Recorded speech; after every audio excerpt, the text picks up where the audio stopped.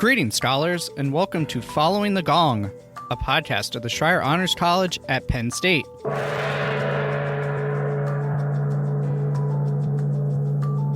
Following the Gong takes you inside conversations with our scholar alumni to hear their stories so you can gain career and life advice and expand your professional network. You can hear the true breadth of how scholar alumni have gone on to shape the world after they rang the gong and graduated with honors, and learn from their experiences so you can use their insights in your own journey. This show is proudly sponsored by the Scholar Alumni Society, a constituent group of the Penn State Alumni Association. I'm your host, Sean Goheen, class of 2011 and college staff member. If this is your first time joining us, welcome. If you're a regular listener, welcome back.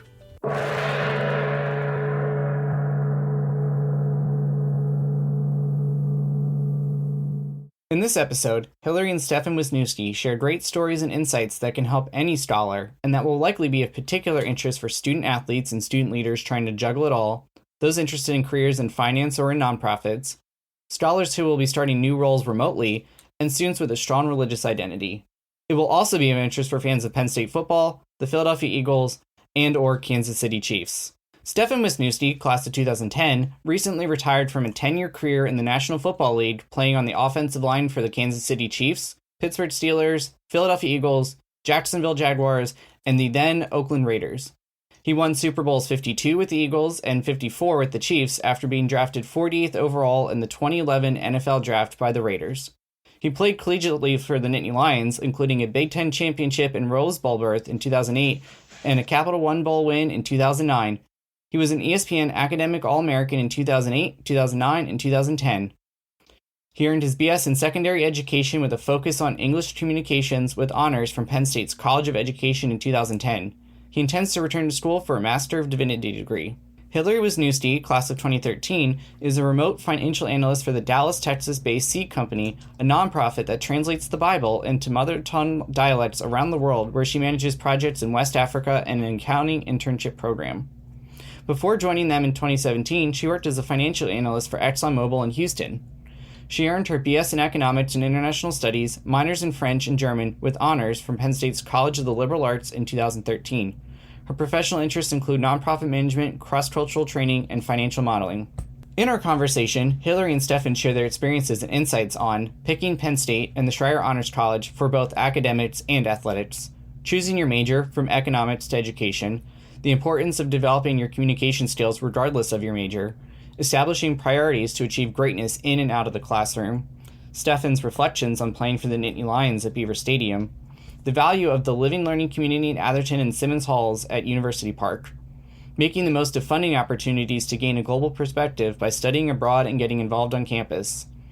They also talk about writing a thesis in a different major and language, what it's like being a professional athlete, lessons in discipline and resilience in an up-and-down profession, achieving the peak of your profession, and yes, we'll talk about winning the Super Bowl with the Philadelphia Eagles and Kansas City Chiefs, the importance of finding an anchor and purpose for Stefen through his faith, applying for opportunities regardless of which college at Penn State you graduate from, leveraging Penn State's size to prepare for work in large corporations, challenges and opportunities as a trailing partner to someone whose career involves frequent moves, strategies for starting a job remotely for an in-person firm or nonprofit, making the shift from a large corporation to a nonprofit, what is different and what translates, thoughts on respectful competition and competitors turned colleagues and working with people from different backgrounds and identities. We also talk about moving on to a second career when the first one is time limited, being humble and opening yourself up to learning and to mentoring, finding community involvement even when you have to move frequently, taking advantage of all the opportunities the college has to offer, and embracing a humble growth mindset in everything you do all the time. With that, let's dive into our conversation with Stefen and Hilary Wisniewski.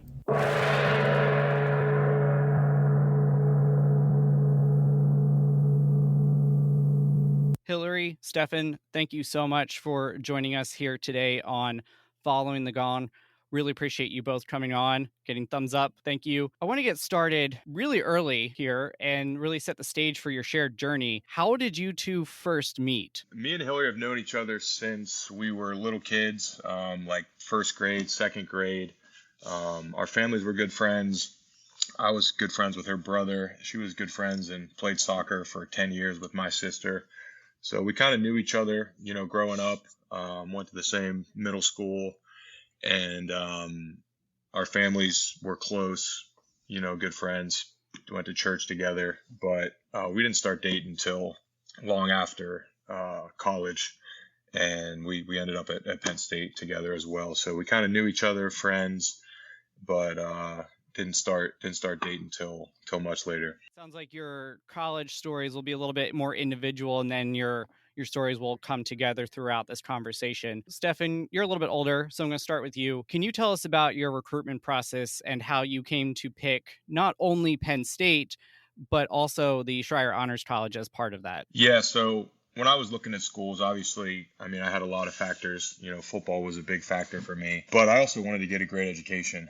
And, education's always been something I took really seriously. Finished third in my class in high school and wanted to not just play football at a great place, but go somewhere where I could get a great education. And, as I was getting recruited by Penn State, I started to learn about the Schreier Honors College, and it sounded like a perfect fit for me in that I could, play football at a big time Division I program and also just getting absolutely, amazing elite education. And so as I started looking around, I realized man, Penn State, you really can't beat that combination for an athlete of having the opportunity to play football in the Big Ten, play for a great program like Penn State and also get the great academics that I got in the Schreier Honors College. I would definitely say I appreciate hearing that as a staff member in the college, and I'm sure Coach Paterno probably would have appreciated hearing that as well. Now, Hilary, how did you come to pick and study at Penn State? Like many people that end up at Schreier, when I was applying to schools, I applied all over the map. I thought, and I wasn't focused on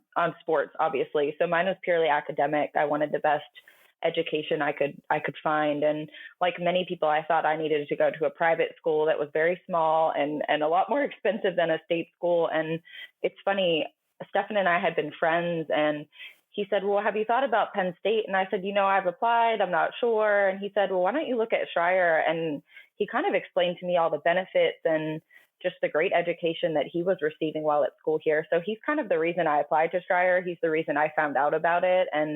And like he said, it's kind of the perfect combination. I think a lot of Schreier students would say that it's the perfect combination. You get to be at a large state school with big sports and all the amenities of being at a big state university, but you get the small school feel of the private, the honors college feel. So I loved the combination, and that's how I ended up there. And then I studied economics. So I didn't want to be in business, but I love calculus, which not many people love calculus. I guess a lot of Schreier kids probably do. I loved calculus. So I think I liked the combination of theoretical economics with the calculus and the computer science involved. So that's how I ended up studying economics as well. Well, Stefan, thank you for being an ambassador on behalf of the college back in the day, helping Hilary find her place here. Now, I'm curious, what were your career ambitions coming into college, Stefan? And how did your choice of major inform those post-college plans for you? Yeah, so I thought I had an awesome English teacher my senior year of high school. His name was Mr. Bernat, and I just loved what he did. And I feel like he wasn't just teaching English; he was trying to help us kind of grow as people and develop our character, have us thinking about kind of big life questions. And I just thought, man, wouldn't that be cool to teach high school English? I would have been a high school football coach as well, but really just try to have an impact on the kids. And that's what I thought I wanted to do. So I studied secondary education, English communications option, and I really loved it. Student taught for a whole year at State College High, which was an awesome experience, and enjoyed, teaching there for a year. And while I'll probably never, teach in a high school setting, maybe I'll get into coaching at some point, maybe not, but I'm glad I studied education. I feel like I learn how people learn, and I learn how to communicate and explain things well. And I feel like no matter what you do in life, like those are tremendously helpful things to know how people learn, to know how to communicate effectively and teach things. And I've used that, in my life so far. And I know I'll continue to use it even if I don't ever teach in a formal high school setting. Yeah, I imagine this is going to come up later in our conversation when we pivot to post-football and your kind of career plans going forward. But while we're still on your collegiate days, how did you balance the demands of being a D1 athlete at a big-time college football program like Penn State with the demands of being a scholar? Well, you were also involved in other areas of campus life. So how did you balance that? And do you have any favorite memories and learning experiences that you could share with our current students? It was definitely tough to fit everything I wanted to do in. I was trying to be a great student, a great football player, and be involved in these other campus groups. And what I always tell people is it comes down to priorities. You can get kind of the most important thing and second most important thing you want to get done, but you got to have it ranked so that you kind of know how you make your decisions. What are you going to prioritize? What are you going to really make sure you get done? And at the end of the day, what I tell kind of football players is like, you might have less time for fun like that. And that's okay. If you're really trying to put in a lot of hours being great as a football player and put in a lot of hours to be a great student, like you might have to play less video games and hang out with your friends less, but like, I think it's worth it. And that's a decision every kid has to make.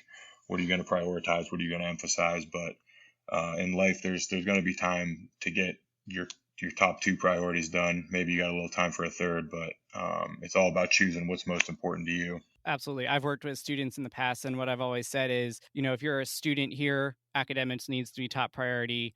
Your family, and if you are a person of faith, we'll throw that in there as well as for a kind of top priority. And then all those other things, you have to choose which pieces of your involvement are really important to you after that. So really, really good advice. Stefan, do you have a favorite memory that you wanted to share from either your playing days or something else on campus? Yeah, I think from playing football, it pretty clearly, I would say in 2008, my sophomore year, we played Michigan State at home. It was the last game of the year. We were 10-1, and if we won the game, we would have been Big Ten champions. So, we play Michigan State, we win, and we smashed them. Like, it was a blowout, which is cool because you got to enjoy the second half because we were winning by so much. And they had roses on the field for us because we were going to the Rose Bowl and got to, hold the Big Ten championship trophy after the game. So that was an amazing experience for me. Playing in Beaver Stadium every time I got a chance was an amazing experience. But to get to do that and win a championship with the crowd going nuts, it was even like snowing a little bit. It was just like the coolest like football day it could be. And that was a blast. But obviously just getting to play in front of 108,000 people every Saturday was an unbelievable experience. I'll never forget that. And I really think that's kind of the coolest atmosphere in football. I don't usually admit this publicly, but I think it's kind of cooler than NFL stadiums. There's some cool NFL stadiums and obviously some great places to play, but something special about Happy Valley on a game day, man. I don't know. It's hard to explain, but I loved it. No, I totally get it. I think there's something about the pageantry is the word you often see around college football. And there's something special about those Saturdays all across the country, but especially here in Happy Valley. And I just looked up the score of that game. The 8th-ranked Penn State Nittany Lions won 49-18 over the 15th-ranked Michigan State Spartans that day. And so not only did you get to raise the beautiful land-grant trophy, but also the Big Ten trophy. And at the time, Stefan, that was like the nicest championship ring you got. So I guess more to come, but... Definitely. And so, Hilary, I want to hear a little bit about your experiences as a student. So I know you had some opportunities from our questionnaire to live out some of the mission tenets in the college of both building a global perspective and creating opportunities for leadership with some of your involvement. Can you tell us about what you did and what you got out of those experiences? Coming into Penn State as a freshman can be kind of intimidating, right? You're at a giant university, lots of new people, you don't know anyone. And for me as a scholar, I really benefited. I lived in honors housing my first 2 years at Penn State. I really benefited from the community in Atherton, getting to know other scholars, getting to know other people in your major. It was a good place to land at an unfamiliar place, if you will. So I benefited from that. And then also I took advantage. Schreier helped fund me I studied abroad. I went abroad 3 times and Schreier helped me fund that. So I spent a summer in Africa and Cameroon, and they helped fund that. And then I spent 2 semesters abroad, and they got kind of creative with me. And I loved that about Schreier is that they allowed me, I took a leave of absence from Penn State for a year so I could directly enroll in these foreign universities. So I had advisors that I'd call them once I got there and say, does this class match up to what I need it to count for? And they were really flexible with me. And I was in 2 different countries with different languages, and they would find someone that could translate a syllabus and make sure that they matched. So I loved the flexibility that they provided, and it gave me unbelievable experiences abroad. I was in France and in Germany, and I spent a year there. So that was just a really good benefit. And the attention that I needed from my advisors and from the Honors College to help me do that was unbelievable. Amazing opportunities that definitely are impacting what you're doing now, but we'll get to that in a little bit. What about when you were on campus? Was there any kind of groups that you were involved with? Obviously Stefan was playing football. What kind of clubs and organizations were you a part of? So Stefan and I were both involved with Campus Crusade, which is a Christian ministry on campus. I think we both served as leaders in that organization. So leading groups, mentoring younger students. I really loved that. I was mentored by someone in the organization, and then I ended up mentoring a group of younger women. So I really benefited from that. And then also with the Honors College, I helped a little bit with the recruiting and the summer orientation, the orientation to start every year for freshmen. So I was involved with that as well. Awesome. And I think that's great that you were paying it forward, both in the college and in the kind of the broader campus community with crew. So obviously there are academics, and for a quick hit for both of you, do you remember your thesis and what you wrote about, and more importantly, what you learned from writing those theses? Yeah, so my topic was big concept. They call it moral education or character education. Basically the idea that, in the context of education, you're trying to develop morality, critical decision making, processing right, wrong, what kind of decisions you're going to make in life. And I always studied how to do that in the context of a high school English classroom, studying literature, and just tried to develop kind of a way to do that around a book or two, and just try to get kids making decisions, trying to think out things before they do them. And it was fun. I mean, it's challenging to try to, you're trying to get inside the head of a 16-year-old and trying to think, how do they reason, how do they make moral decisions? But just the process of trying to get them to delve into actions and consequences and getting them to think about kind of how that determines their life is I think something that can be beneficial. So many kids they kind of do things and don't think about it, to be honest. So getting them to delve into that and trying to develop, their moral decision making. Yeah, my thesis wasn't actually in my major, and I liked the benefit of the scholar program that allows you to explore a thesis that it might not line up with exactly what you're doing in your career, but something you're very passionate about. So when I was in France, I took a literature class about a French philosopher, Diderot, and I was able to do my thesis research when I was in France. And then when I brought it back, I did my thesis in French literature. So I did a comparative literature analysis of a couple of Diderot's writings. And it was an awesome experience to do something a little outside of the box of my economics major. I had a great advisor, and it was a fun experience. I don't know if many people would say writing in a different language, a 50-page thesis is fun, but for me, I enjoyed it. I think that's the type of thing our scholars like to take on, those challenges and putting yourself out of your comfort zone. Now, we're going to get into the football part of this podcast, which is obviously a big thing in your life and career, Stefan. So you played in the NFL for 10 years, and you just recently retired. And that is well beyond the average for most offensive linemen. You played for several teams across the country, some that were not playoff teams, others where you reached the absolute pinnacle of the sport. Can you tell us about the ups and downs of pursuing a career as a professional athlete? And I'd be particularly interested for our students to hear about moving around and having both active seasons, off seasons, and how you approached that different waves of activity throughout the year. Yeah, I mean, it's definitely it's a weird job, and it's very challenging. I always tell people it's a really hard job, but it's a good job. I mean, it's very physically demanding, mentally demanding. I tell people, it's the kind of job where every day you got to show up at work and you got to be ready to go 100 miles an hour, because if you're not, some guys going 100 miles an hour trying to crush me, run me over, take my job, make me look bad. It requires a lot of endurance, kind of mental strength. It's really a mental toughness contest and mental endurance, I guess I would say, because you got to do it every day. But like you said, it's like that in season. It's super intense, for 5 months of the year, and then the off season, the other 7 months, you're still working, you're still training, but it's not quite as intense. So you got to learn how to balance. I'm going 100 miles an hour every day, and then the off season, all right, I got to take it down a notch. I got to recover. I got to take care of my body. I got to take care of my mind, take care of my heart, kind of restore, rejuvenate, and be ready to go, back full speed the next time the season comes around. So there's definitely an art to understanding the mindset of it, and just how to prepare your body, how to prepare your mind for the rigors of a season. But like you said, it's a long process, a whole NFL career. There's times where, I was on some really bad teams. We won 3 games, 4 games out of 16, and it was frustrating. I was used to winning in college, winning in high school. So for me to I'm still putting in the same work, the same effort, trying to be great every day, and to not see the results as a team was frustrating.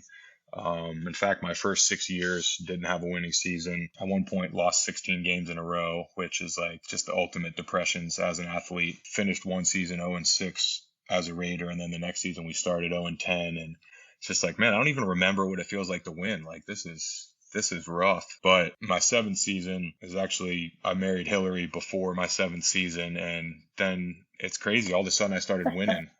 So I say that Hilary's my good luck charm, because before I married Hilary, 0 winning seasons, 0 playoffs. And since marrying Hilary, 4 playoff appearances, 3 Super Bowls appearances, and 2 wins. So she's been my good luck charm, in addition to a lot of other things. Definitely kind of went from losing to winning, and even after winning the Eagles Super Bowl, kind of had some tough times after that. Got benched, I believe, unfairly, and then got cut by the Eagles. Ended up unemployed for a while, kind of waiting around, training, waiting, get signed by the Chiefs, and sure enough, go win another Super Bowl. So it really was a roller coaster of a career for me. But my attitude was always, and it's hard because so much of my career is just out of my control. There's so much I can control, but whether a team wants to cut you or bench you, it's not always based on performance, and kind of what team wants to sign you, where you end up moving in the country is not necessarily really up to your control. So much of it, I just believe, is what my mindset was. I'm going to be the best player I can every day. I'm going to have a growth mindset. I'm going to always be trying to improve. I'm going to try to be the hardest working guy on every team I'm on. I'm going to try to have the best attitude of every team I'm on. I'm going to be always trying to learn. So football is a physical sport, but there's a lot of mental side to it, right? Understanding defenses, schemes, X's and O's, angles, anticipating what a defense is going to do. And so much of that can be learned and grown over time, and just different techniques of how to block people. It might look simple on TV, but whether you make a block or not is kind of dependent on whether your foot moved 6 inches in one direction or 6 inches in another, whether your body position is slightly off, slightly on. And just the analytics of that is something I was always trying to grow at. But essentially, my attitude was, I'm going to do the best I can every day. I'm going to try to grow, and I'm just going to leave the rest up to God, was basically how I thought of it. I can control maybe 10% of what's going on in my football career, but I believe God is sovereign. He's got control of the other 90%, and I tried to just submit it up to him. But it was crazy with some of the ups and downs. But during the downs, my faith in Christ really is what carried me through. And during the ups, God was still the best part of my life, even in the ups. But the ups were pretty fun, I got to say. I'll talk about those for a little bit. Man, winning a Super Bowl is an unbelievable experience. And being a Philadelphia Eagle was really cool.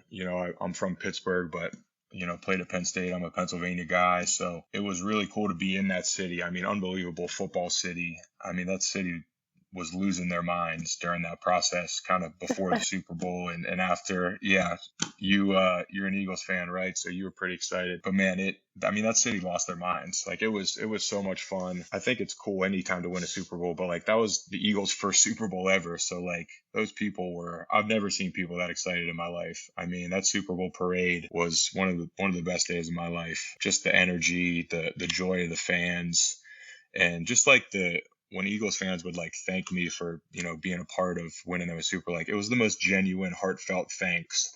People thanked me as if I was a doctor who cured their child of cancer. Because it was they were waiting for a cure for this disease for 50 years or 60 years, basically however long they've been alive. If they're Eagles fans, right? They're waiting for someone to bring them a Super Bowl, and the fact that I was a part of that, it was so cool to just be genuinely thanked by all the Eagles fans. But man, what a whirlwind that season was, man. We start off playing great, winning lots of games. We're the number 1 seed. We're the favorite.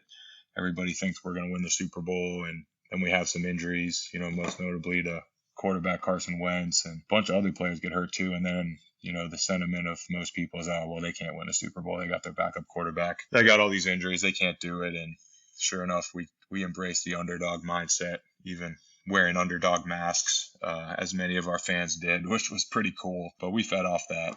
We didn't care what anybody else thought about what our chances were. We believed we were going to win it, and we didn't let anyone tell us otherwise. So it was fun to go through that. Underdog in the first round of the playoffs, underdog in the NFC Championship, underdog to Tom Brady in the Super Bowl, and just one by one beat the Falcons, beat the Vikings, and sure enough, beat the greatest of all time, Tom Brady, in the Super Bowl. So as many Super Bowls as Tom has, I'm happy to know he has one less because of me and our Eagles team. So yeah, that was an unbelievable experience, and so blessed I got to be a part of that. Yeah, and I would say to Stefen's credit, people like hearing from an NFL player, but winning a Super Bowl really opened the doors for him to be able to go and speak to young athletes, to young men, and to share that, I guess to share how to learn how to be a leader, how to learn how to be consistent in being a stand-up guy. And he really took advantage of being able to speak, to coach at young player football camps, to really pour into other people, and to kind of share the gift of winning a Super Bowl and giving advice to other people that really, really took it to heart. I think that's a great point, Hilary. And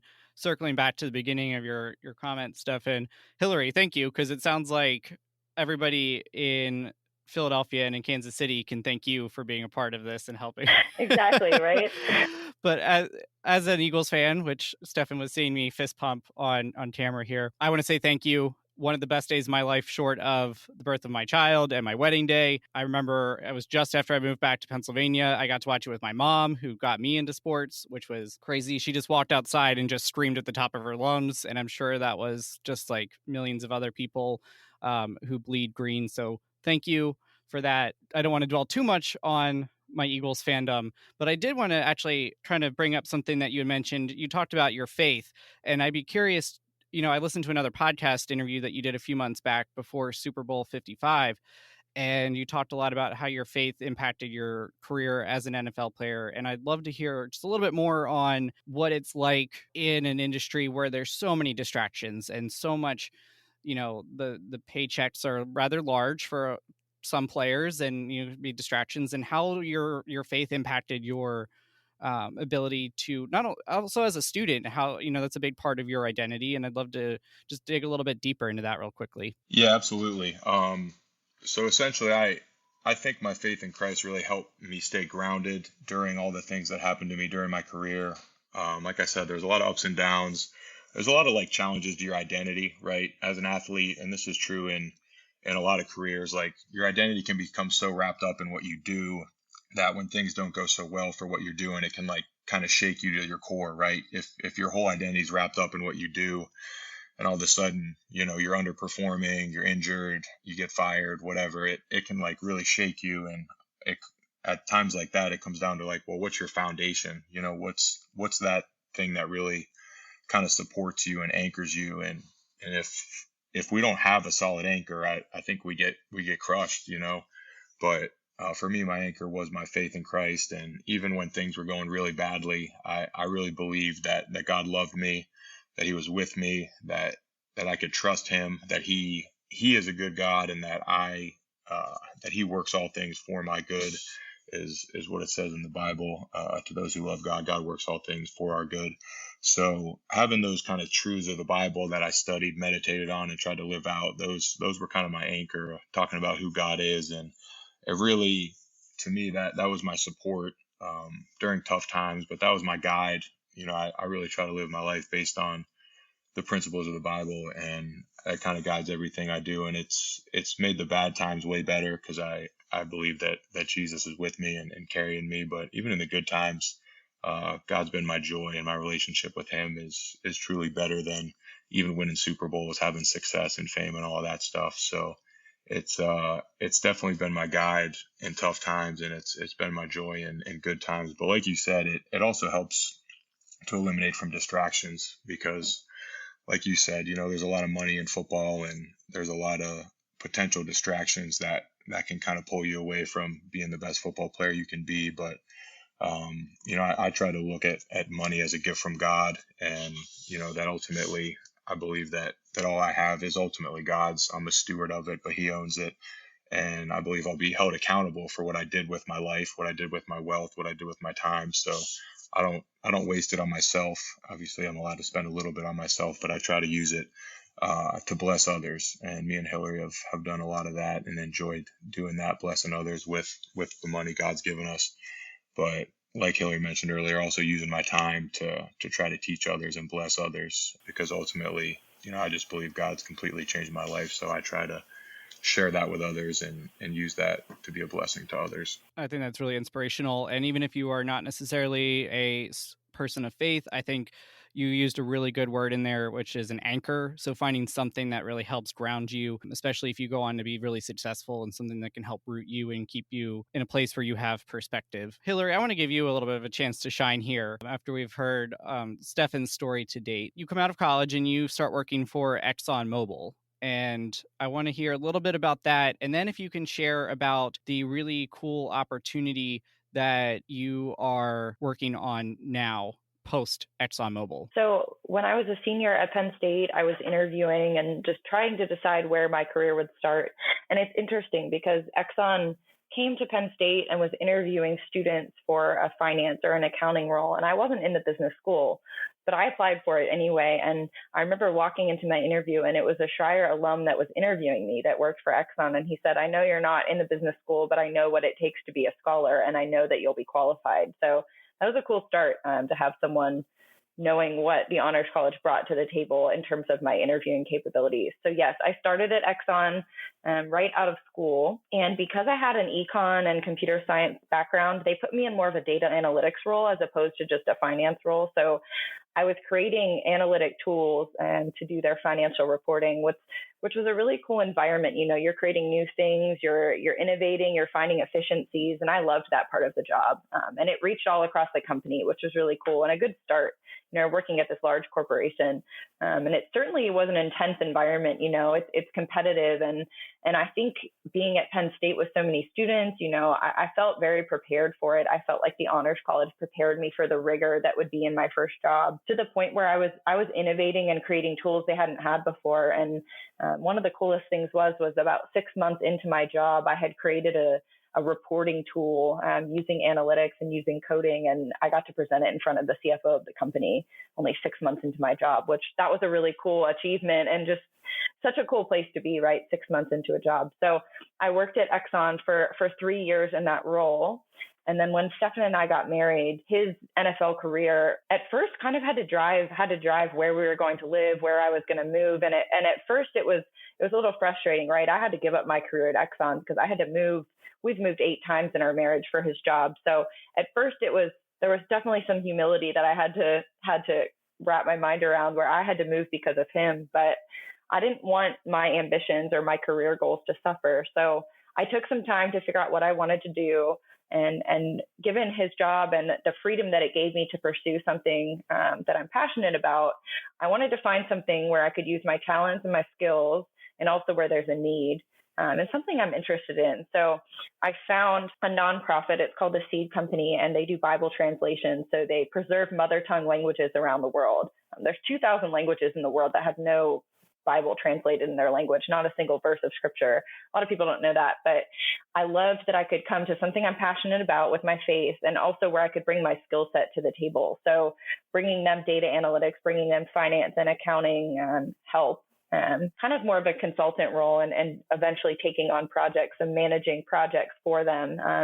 And also the coolest thing about my job now is that I started an internship program in West Africa. So I have 8 to 10 interns that I'm training to be financial analysts. So I was able to create a program for them, teach them how to go from being a bookkeeper to being a financial analyst. And most of them have very little computer training, very little accounting training. So it's just been amazing to be a part of. I'm helping them to learn how to have a sustainable job and to learn to stand on their own and become an analyst. And it gives me such joy to be able to pour into other people and to be in an opportunity where I can do that, even in a time right now where the world has been crazy the past 2 years. And even in that time, I'm teaching them on Zoom and they're still able to learn. So it's been a humbling and very rewarding job. It might not have been maybe the career path I would have thought I would be going down when I started at Exxon, but I wouldn't change it. And I love the opportunity I have now. Now, I saw that the company that you work for is based in Texas, but you're all back in Pennsylvania now. And so you've had a little bit of a chance before the pandemic started to experience remote work. And a lot of our students are going to start probably in remote jobs. Can you offer any practical advice for students who might be starting, they graduate, they get job number one, and they're onboarding as a remote employee, or perhaps they have a remote internship? How can they adapt to an office, get to know their teammates, their company culture over Zoom? Yeah, it was definitely challenging because I started in an environment where everyone was in person except for me. And that was especially challenging, right? Now, a lot of more people are virtual.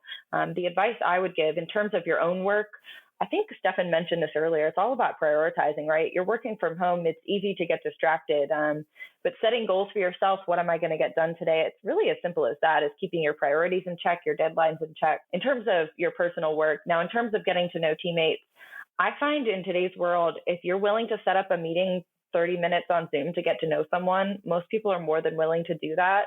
And that's what I have to do. You have to be active and pursue it, and you have to put in the time. But it goes a long way. And just even getting to know someone, just spending 30 minutes and setting up a meeting with someone at the company that may be in a different role than you, maybe is more experienced than you can learn a lot just from little bits of time. And I think, at least for me, most people are willing to share time, but you have to be actively pursuing it. You have to be willing to put in the time yourself. And then a final question about your current role. It seems like it's a kind of a cross between a nonprofit and a tech startup in its own way. And you were at a massive global company, hundreds of thousands of employees, huge presence, brand name. What was that like, switching from that type of environment to the nonprofit / tech startup space that you're in? What drew you to that? Definitely a different world, right? So at Exxon, there's a lot of resources available. And when you shift to a nonprofit, there's some humility in that, right? There's not as much resource. You have to be more creative, and you're dealing with different skill sets at times. And I'm working cross-culturally every day. So there's challenges in it. I think I like the challenge aspect of it. But the analysis skills, I think, stay the same, right? At Exxon, I was creating new things that they had never used before. You know, if you switch industries, switch the size of your company, that analysis, that finding efficiencies, finding creative ways to do things doesn't change. So I'm still able to bring that creative mind, to create new things and new tools to make processes better. I think that transfers really well. Now, when I was at Exxon, you're working at this giant company, and then I switched jobs, and 6 months later, I'm in West Africa teaching someone how to use Excel. There's good and bad to that, right? But I really enjoy it. I enjoy the grassroots level, and I enjoy working at a place where they're using technology in new ways that have never been done before. It really opens up the door to finding creative new ways to do things. And I love that about the company I work for now. Now, Stefan, I have a unique question for you in this space. Now, you played on some teams that had heavy rivalries. You were with the Raiders, and I know there's intense rivalries with the Broncos and the Chiefs, who you later went on to play for, and you were an Eagle, and obviously the whole NFC East are rivals. Those folks who are your competitors could be your teammate down the road. How do you approach that kind of dynamic? Yeah, that's a really interesting question. To be honest, I've never been asked that before, so props to you for coming up with an original question. And I've been asked a lot of questions in my life. I think the way I approach that, and the way in general we approach that, is like, when they're your enemy, they're your enemy. I mean, you're competing against them, you're trying to win. Probably try not to be too much of a jerk to them. I'm trying hard to get the job done, but without, hurting anybody or generally being a jerk. But the way that football works is, you could switch teams at any time. The people you're playing against could switch teams at any time. So basically, whoever's wearing your jersey at the time is your teammate, is your friend, is your brother, and whoever's wearing the other jersey, even if maybe you played with them before, they're your enemy for 3 hours, and you can go back to being friends after that. But I've definitely had some guys join my team that I was like, oh, I didn't really like that guy, when he was on another team. But, once they're on your team, you embrace them, you love them, you support them, you work with them. I think you just kind of have to be willing to kind of accept people and be willing to work with whoever gets put next to you. Maybe you didn't like that person in the past when they were your opponent. Maybe they played at your rival school, but you got to be willing to put any differences aside and work together with anybody, which is one of the things I loved about the NFL is that, there are people from so many different backgrounds, different ethnicities, different socioeconomic upbringings, and guys from different countries. I played with guys from London and guys from different places, and it's really cool to see a group of people from such a diverse backgrounds kind of come together and work toward a common goal. And that's the goal ultimately of any organization. But it's something that was really cool about football, to get to meet people from just so many different parts of the country, different walks of life and different upbringings, and come together to work toward a common goal. I think that's great advice. I know most folks listening are probably not going to play professional football, but I think it's equally good advice for whether it is your professional job, if you get involved in the PTA later, whatever it is you're doing, to take that advice from Stefan there from the football field to your own life. Now, Hilary was telling us about her career transition. Hers was by choice, but you were a professional football player, and at some point, that you have to hang up your cleats. How did you go about developing your post-football plan, and what do you have down the road as your next step in life? Yeah, absolutely. So, like you said, every football player knows that's going to end at some point. So I had been thinking about it for a number of years, what I might do with, the rest of my life. I'm 32 and have a lot of time left. And essentially, I feel like what I'm trying to do is match up, what I'm good at, what I'm gifted at, with what I enjoy doing, what I'm passionate about, and then also trying to think about what's going to serve the world. What's not only going to maybe help me or my family, but I want to help others. I want to serve. I want to be a blessing to others. So trying to match up those three things is kind of my goal. And, personally, I've spent a lot of time during my NFL career, kind of teaching the Bible, leading Bible studies, preaching to football teams, youth groups, men's groups, church groups, whatever. I enjoy doing that. I think I'm gifted at that. And I think that serves others and is a blessing to others. So I think that's definitely going to be a big part of what I do next, which, call it being a pastor, call it Christian ministry, whatever that might be. I don't know exactly kind of how I'm going to fit into that yet. There's a lot of different, ways you can try to serve others in that context. But essentially the next step for me is going to be to go to grad school. I want to learn, and I want to be an effective minister, if that's what I'm going to do the rest of my life. So I want to go to grad school, and I think I'm going to be pursuing, they call it a Master of Divinity. It's a 3-year master's program, where you study the Bible, you study it in depth. I'm going to study Hebrew and Greek, the languages that the Old New Testament were written in, so that I can better, analyze, study the Bible in their original languages. I'm going to learn kind of how to run a church, how to preach, how to teach the Bible, how to counsel others from a biblical perspective. So it's going to be a lot. I'm excited. I haven't, taken a class since college. It's been 10 years, so I'm sure I'll be a little rusty, but I'm excited to get back into the academic world and start learning, start reading, start writing papers again.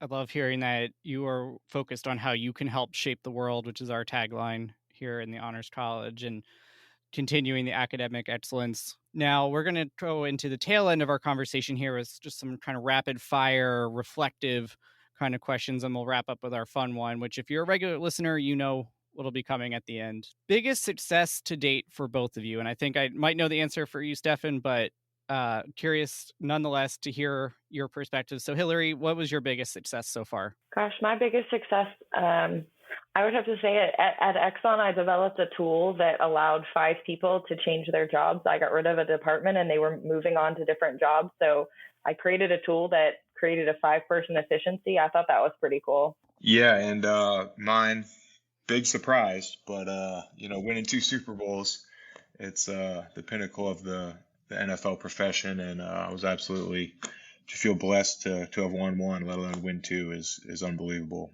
I had a feeling that might be the one that you would bring up, but I think you both have plenty of successes ahead. On the flip side, though, can you each tell us about a transformational learning moment that you had and what you took out of that. Some folks might call it a mistake, but just something where maybe things didn't go quite your way and what you pulled out of that experience. Yeah, I think for me, I mean, I've had quite a few during my NFL career, but I think when I got fired by the Eagles, just like a year after winning the Super Bowl, and I sat kind of without a team for 5 weeks, and I had a lot of time to sit and just think about, my career, my life, my decisions, all that kind of stuff, and really felt that, I learned a lot, and I mean, I've kind of written whole sermons on this, but I'll try to keep it short. That ultimately my life is not my own. I've submitted it to God, and He can use it as He sees fit. That's kind of what the Christian life should be. Is that I no longer live, but Christ lives in me. So if my career is not mine, I've given it up to God, then He can do whatever He wants with it. He can bless it tremendously to Super Bowls. He can kind of end it with getting fired. And as I was sitting there, I'm like, I might never play again. I might never get signed again.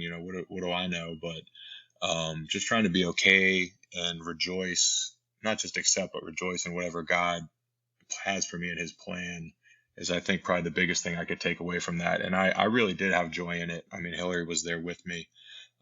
She can say that I'm telling the truth, but I really did have joy. I really did trust God, and essentially my career was falling apart, but if it's not my career, I'm not like holding it, clinging to it. The Bible says he who clings to his life will lose it, but he who gives it up for Jesus' sake will save it. So I've tried to give my life up to God, and I think that's how we save it.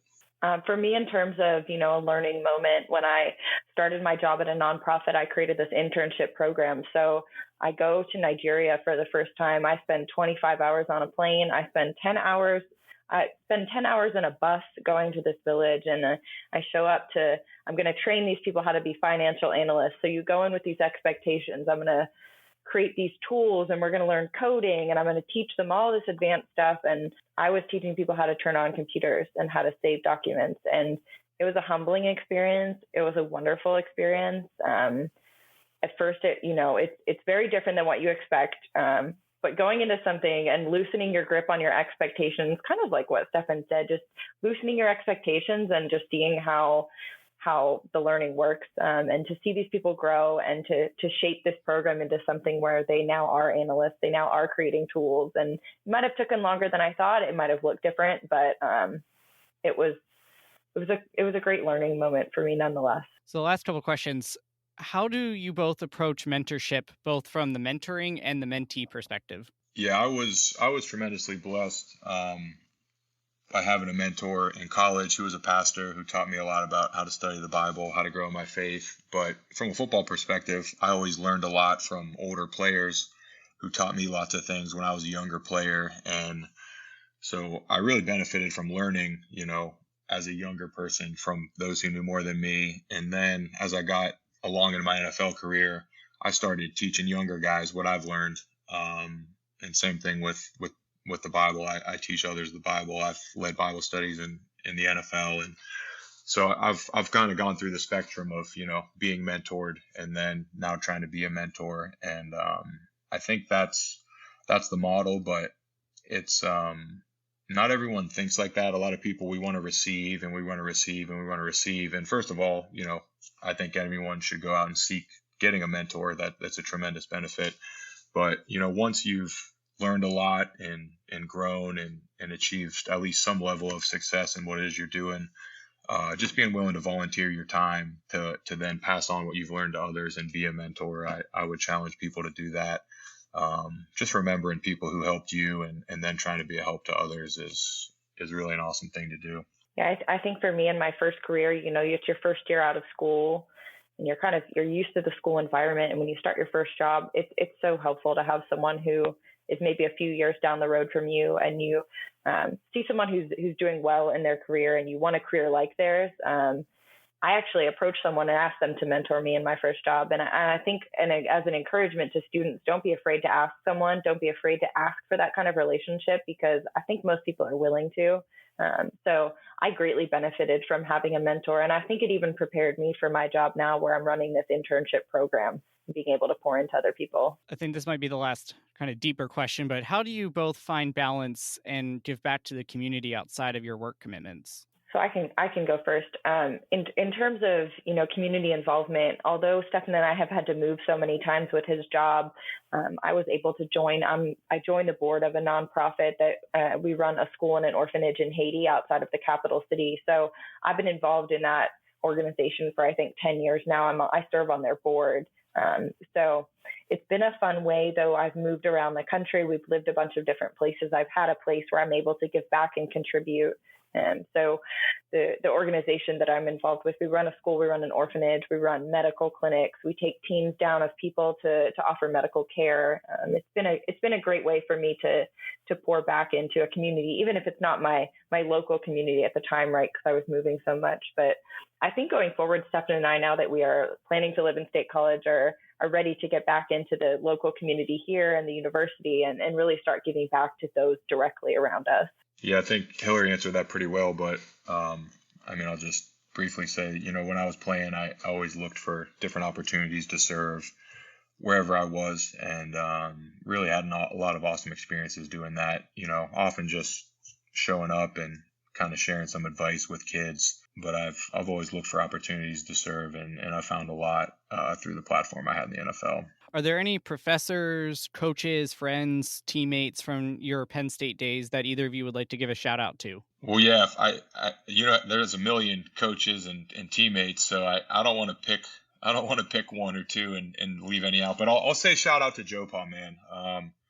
We unfortunately have kind of stopped talking about him and taken all his records down, but man, awesome guy and unbelievable coach, unbelievable person. Loved playing for Joe Paw, man. We celebrated the 10-year anniversary of his 409th win. I think it was last week or 2 weeks ago. And it was obviously a quiet celebration because we're still not talking about Joe Paw too much, unfortunately. But I love playing for Joe Paw, man. Shout out to Joe. For me, honestly, the front office in the Honors College was so helpful to me as a freshman and as a sophomore when we have no idea what we're doing, and they help steer us in the right direction or help when we have no one to turn to. So really, that office is really good at helping new students, I think. At least during my time, they were. And they still are. So great shout out for my colleagues here in the Honors College. And I'm sure there's probably a lot of coaches on that staff with Joe Paterno.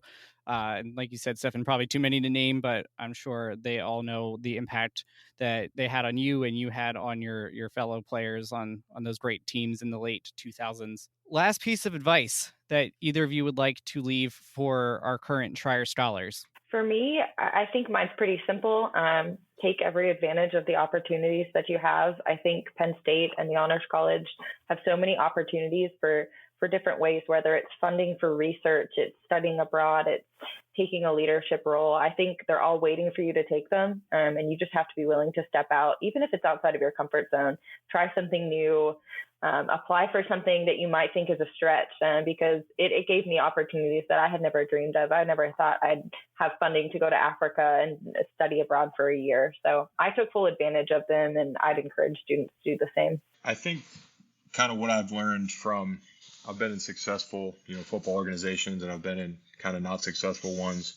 I think one of the biggest things that makes organizations and then, on down to individuals successful is just having a growth mindset that I can always improve. I can always learn. I can always get better. Having the humility to admit that. A lot of people, I think it's like a pride thing. Like, no, I'm good. I'm done. Like, I'm fine. But I think the most successful organizations and people are always trying to say, how can we do this better? How can we do this better? How can we do this better? Being open-minded to ask others their opinion, learn from everybody, always be thinking, though, man, how can I do this differently, more effectively?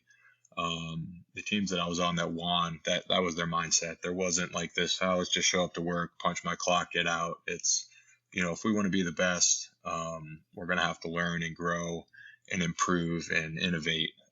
Kind of at all times. So I guess that'd be mine. I think that is great advice from both of you. Hilary, I'll let you field this one. If a scholar wanted to reach out to you and maybe take this conversation a little bit deeper, they're curious on the different careers that you're both in, and they wanted to talk to you in a mentoring capacity, how could they get a hold of you? Sure. So I'm on LinkedIn. It's easy to reach me there. If you want to talk nonprofits, you want to talk data analysis, you want to talk switching career paths. If you want to talk football, you might laugh at my answers because I'm not well versed, but you could try, or at least for a laugh.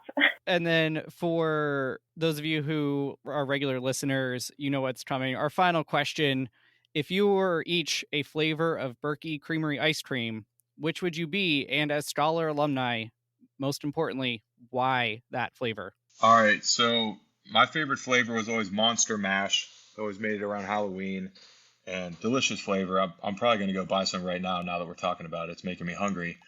But why am I Monster Mash? Well, if you look at me in my uniform, I kind of look like a monster. I'm pretty big and scary. I've actually had small children look at me and start crying. I met my niece on the field one time, and she literally went from like smiling, and she saw me and just went, "Wah!" Crying. So I could be described as monster-like on the field, and I do mash people. That's essentially my job, is to mash people for a living. And so I'm a monster-looking. I mash people. However, if you try the flavor Monster Mash, it's very sweet. So off the field, I'm sweet. I'm nice. Might be intimidating looking, but I'm a nice guy. Oh, I can't top that. I think for me, I guess it's my favorite flavor too. I really like the grilled stickies flavor. Maybe that's just paying homage to, the grilled stickies. But for me, I mean, I'm an accountant. I'm in finance, which can seem kind of vanilla, but I travel all over the world for my job. I travel to some pretty crazy places. So I think it's got like a little bit of just that, the grilled stickies in it. So that's my answer. That is a great one, and I think you're the first person to pick that one so far. So it's very underrated. You have both laid claim to your flavors. First time for both of those. So great picks. Hilary, Stefen, thank you both so much for joining me here today, despite some technical difficulties here on Following the Gong. Lots of great advice on lots of great stories. And again, as an Eagles fan, thank you, Stefen, on behalf of not only our fan base, but also throw a thank you for any Chiefs fans listening as well for delivering the first one in 50 years. So thank you both for joining us today on Following the Gong. Awesome. Thank you. Thanks for having us, and it was my pleasure to win a Super Bowl for you and the Philly fans.